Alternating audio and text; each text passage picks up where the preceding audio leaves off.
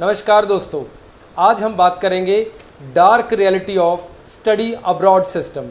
एक ऐसा प्लेटफॉर्म जिसके ऊपर बच्चों को, स्टूडेंट्स को ये दिखाया जाता है या ऐसा बहलाया फुसलाया जाता है कि एक ऐसा प्लेटफॉर्म है, एक बार आप स्टडी अब्रॉड के लिए चले गए तो ज़िंदगी बस आगे जन्नत ही जन्नत है। तो क्या है रियलिटी इस स्टडी अब्रॉड प्रोग्राम की, जानते हैं इस वीडियो में, आगे देखिए। तो दोस्तों, सबसे पहले बात करते हैं फैक्ट्स एंड फिगर्स की। अगर मैं फैक्ट और फिगर की बात करूं तो 2019 में around 8.5 lakh Indian student abroad गया था। उसके बाद 2023 की बात करूं तो ये फिगर बढ़ के 12 लाख हो चुका है, जो एक्सपेक्टेड है कि 2025 तक 20 लाख हो जाएगा। एक्सपेंडिचर 2023 में पैसे की बात करूं 35 बिलियन अमेरिकन डॉलर्स स्पेंड किए हैं इंडियन स्टूडेंट्स ने अब्रॉड। देखिए कितना बड़ा फिगर है, 35 बिलियन डॉलर्स। और ये फिगर 2030 तक बढ़ के 70 बिलियन, 70 बिलियंस हो जाएगा। तो ये कुछ फैक्ट एंड फिगर है। इसके आगे चलते हैं। जो स्टेट्स हैं, कौन सी वो स्टेट्स हैं जहाँ से ये स्टूडेंट ज़्यादातर मेजॉरिटली बाहर जा रहे हैं। सबसे पहले है पंजाब। पंजाब से मैक्सिमम स्टूडेंट अब्रॉड जा रहा है। उसके बाद है गुजरात, फिर तेलंगाना या आंध्र प्रदेश और फिर महाराष्ट्र। आजकल हरियाणा के भी बहुत बच्चे स्टडी अब्रॉड की ऑप्शन को चूज़ कर रहे हैं। अब बात करते हैं कौन से वो कंट्रीज़ हैं। मेजरली सिर्फ 4 कंट्रीज़ हैं जिनको स्टूडेंट चूज़ कर रहे हैं: USA, UK, Canada and Australia. ये 4 कंट्रीज़ फेवरेट डेस्टिनेशन है जहाँ पे मैक्सिमम स्टूडेंट जा रहा है। अब आगे चलते हैं। अब अगली बात है कि क्या डार्क रियलिटी है जिसके बारे में मैं ये वीडियो बना रहा हूँ, जिसकी मैं बात कर रहा हूँ। What is the dark reality? तो ऐसे जो दर्शाया जाता है, बच्चों को दिखाया जाता है, एक ख्वाब दिया जाता है कि वो जाएंगे और बस जैसे ही जहाज़ में बैठे और कंट्री क्रॉस किया, बॉर्डर क्रॉस किया, आगे जन्नत ही जन्नत है। ये एक बिल्कुल ही गलत फिगर है, गलत इमेजिनेशन है जो बच्चों को दिया जाता है।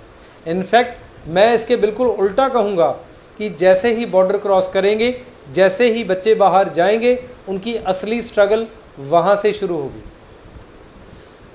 अब क्विकली बात करता हूँ वो मेजर चैलेंज, बैरियर्स जो बच्चे फेस करते हैं, जो उनको नहीं बताया जाता जब वो स्टडी अब्रॉड ऑप्शन चूज़ करते हैं।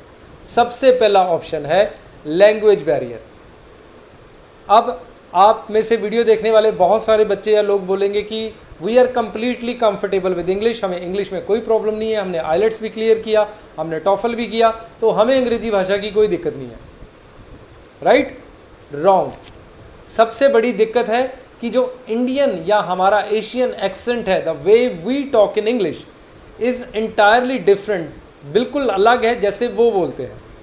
तो कम्युनिकेशन बैरियर बिल्कुल एक बहुत बड़ा मेजर चैलेंज है। पहले तो ज़्यादातर लोग अच्छे से इंग्लिश बोल नहीं पाते, समझ नहीं पाते। चलो मान लिया कि वो बहुत अच्छे हैं, इंग्लिश में अच्छे से बोल सकते हैं, सुन सकते हैं।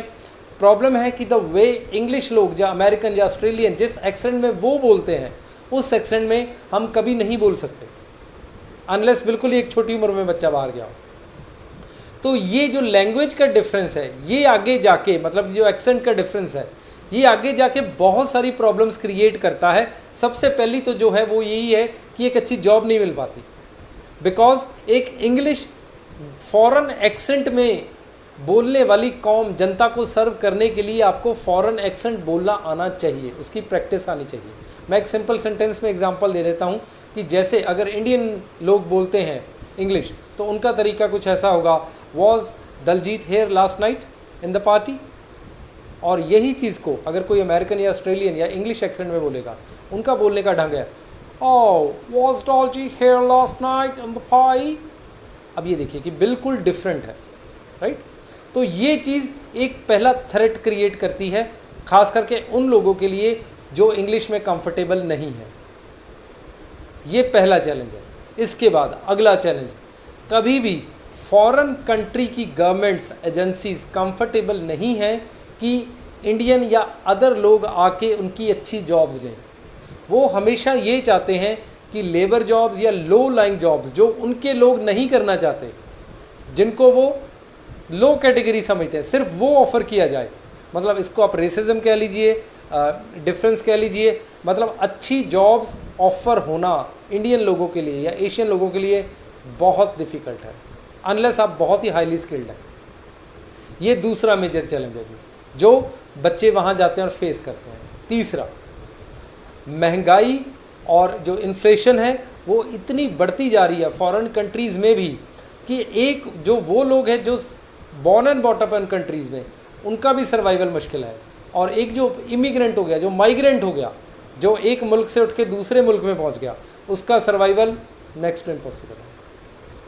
उसके अलावा और बहुत सारे छोटे छोटे चैलेंजेस है कि जैसे बच्चे स्टडी वीज़ा पे जाते हैं तो उनका जो वर्क आवर्स है वो बड़ा लिमिटेड होता है, उनको जॉब रेफरेंस के बगैर मिलना बड़ा मुश्किल है, खर्चे बहुत ज़्यादा हैं, और इन सब चैलेंजेस के साथ साथ इतना ज़्यादा अमाउंट खर्च करके बच्चे जाते हैं कि उनके ऊपर बैक फैमिली से भी प्रेशर होता है, बैक होम से भी प्रेशर होता है कि इतना पैसा लगा के अब आप वहाँ जा रहे हो, क्या करा आपने या क्या करके आओगे, वो प्रेशर भी एक रहता है।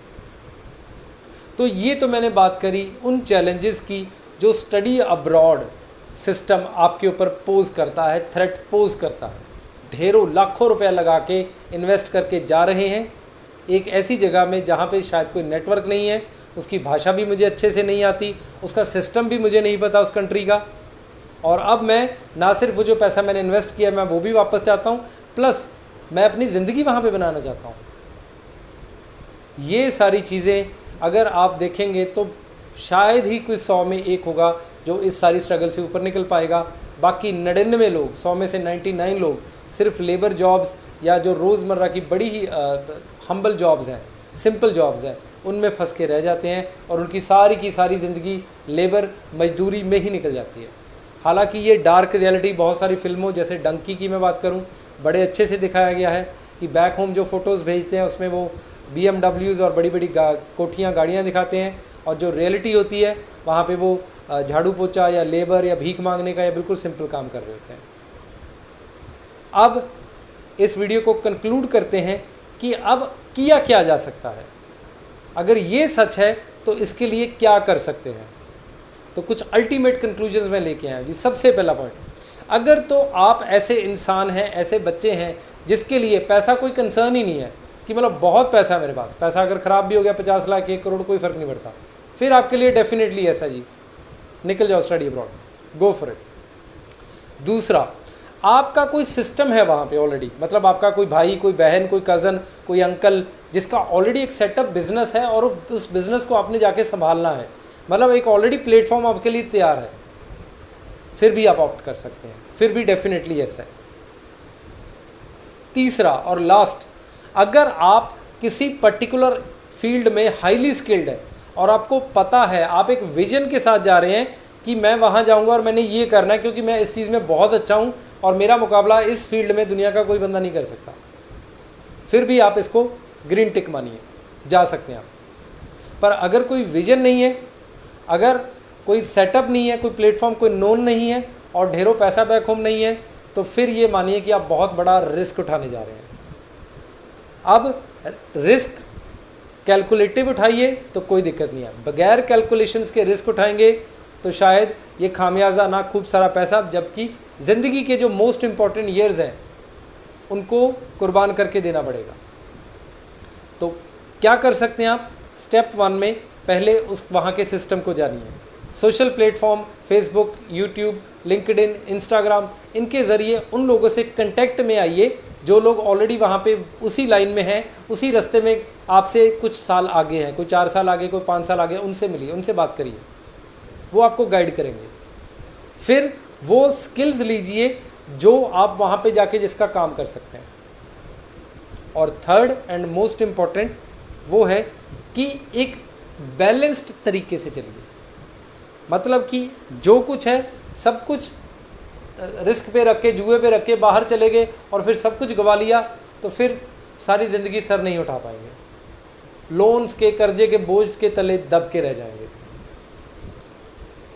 लास्ट जो मैं बात कहने जा रहा हूँ शायद आपको अच्छी ना लगे, वो ये है कि अगर हो सके, मतलब ये मेरे दिल की बात है, हो सकता है आपको अच्छी ना लगे, कि अगर हो सके तो अच्छे स्किल्स हासिल करिए, अच्छा काम करें, दिल से करें, और हो सके तो अपने मुल्क को, अपने कंट्री को सर्व करें। क्योंकि इंग्लिश में बोलते हैं कि there is no place on earth like home. आपके अपने मुल्क जैसा, आपके अपने घर जैसा इस दुनिया में कुछ है ही नहीं और कभी हो भी नहीं सकता। एक सिंपल एग्जांपल से बताता हूँ। मान लीजिए आप और मैं आज एक मिडिल क्लास, पुअर या अमीर किसी भी घर से हैं।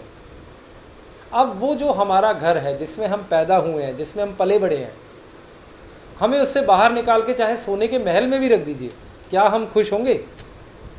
शायद कभी भी नहीं। जो खुशी आपको अपना घर देगा, आपका अपना समाज देगा, आपके अपने लोग देंगे, वो चाहे कैसे भी हैं, वो खुशी आपको बेगाना समाज, बेगाना मुल्क, बेगाने लोग कभी नहीं देंगे। तो अगर हो सके अच्छे स्किल हासिल करें, अच्छी क्वालिफ़िकेशन हासिल करें और अपने मुल्क को और अपने मुल्क के लोगों की सेवा में उसे डेडिकेट करें। इसके साथ मैं ये वीडियो एंड करता हूँ। आशा करता हूँ कि आपको ये स्टडी अब्रॉड की वीडियो अच्छी लगी होगी।